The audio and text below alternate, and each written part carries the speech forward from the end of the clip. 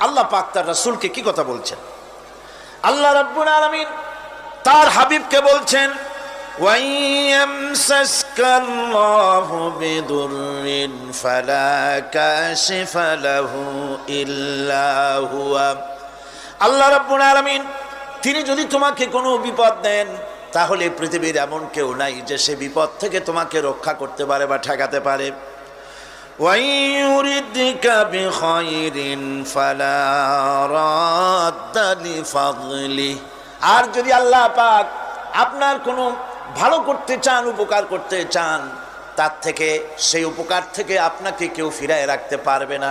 তার মানে হলো, আপনাকে যদি আল্লাহ ক্ষতি করতে চান, তা কেউ সেই ক্ষতি থেকে বাঁচাতে পারবেন না। আর যদি উপকার করতেও চান, তাও কেউ ঠেকাতে পারবে না। ভালো মন্দ যেটাই হোক, সবটার মালিক হতেছেন আল্লাহ পাক। কে মালিক? আল্লাহ সুবহানাহু ওয়া তাআলা।